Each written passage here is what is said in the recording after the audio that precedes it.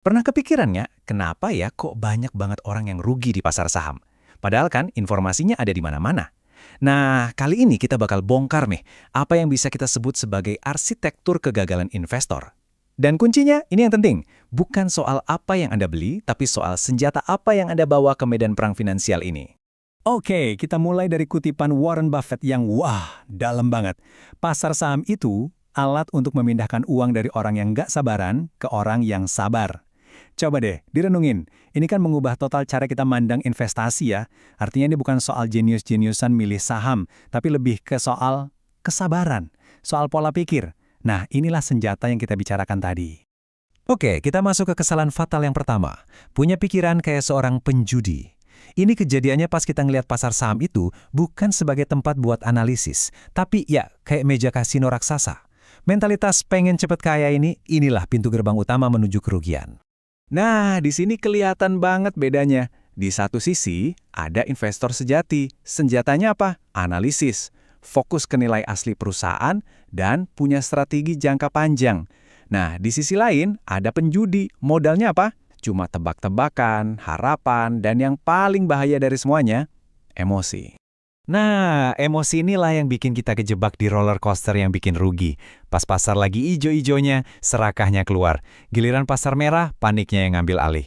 Hasilnya, ya udah ketebak, kita jatuh ke siklus klasik yang ngancurin portofolio. Beli pas lagi di puncak-puncaknya, jual pas lagi takut-takutnya.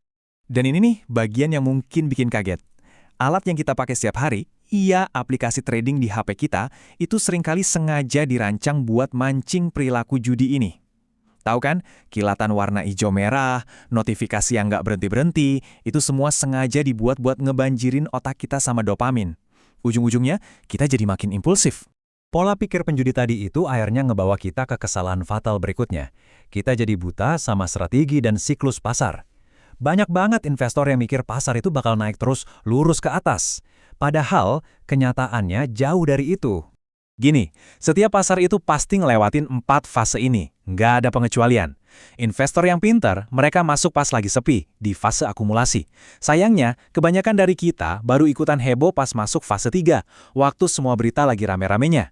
Ironisnya, justru di saat itulah smart money lagi diem-diem ngejualin saham mereka ke kita-kita yang baru datang ini. Nah, ini ngebawa kita ke satu pertanyaan simple tapi ngejebak banget.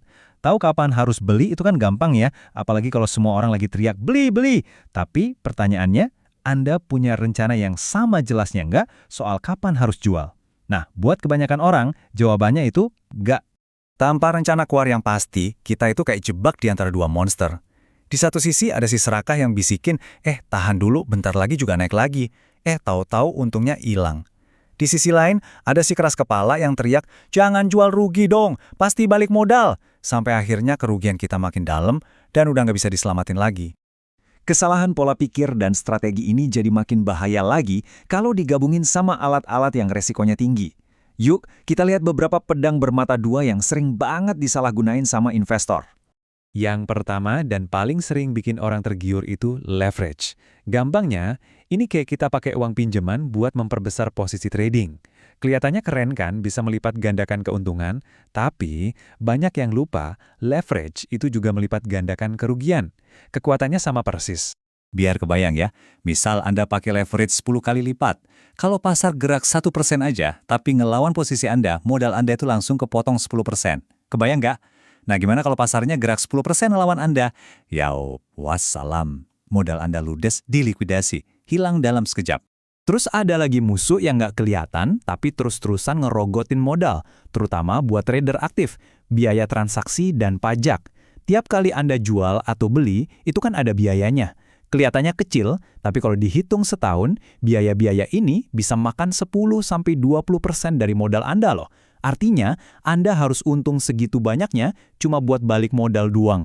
Jadi, setelah kita lihat semua jebakannya ya, mulai dari pikiran penjudi, buta strategi, sampai alat-alat yang berbahaya, semuanya itu ujung-ujungnya cuma ngebawa kita ke dua jalan. Dua pilihan, dua filosofi investasi yang bakal nentuin kita ini bakal untung atau malah buntung.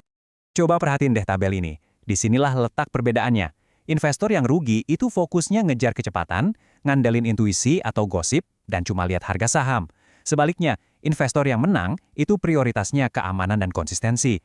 ngandalin data dan analisis, nyari nilai asli perusahaan, dan yang pasti, diversifikasi. Singkatnya, mereka sadar kalau investasi itu maraton, bukan lari sprint. Nah, sebagai penutup, saya mau ngajak Anda buat mikir sejenak. Coba ingat-ingat lagi tabel tadi, terus tanya ke diri sendiri sejujur-jujurnya. Kebiasaan investasi saya selama ini lebih condong ke sisi yang mana ya? Apa jangan-jangan, tanpa saya sadari, saya lagi ada di jalurnya investor yang merugi? Karena mengenali posisi kita sekarang, itu adalah langkah pertama yang paling penting buat ngebangun masa depan finansial yang jauh lebih baik.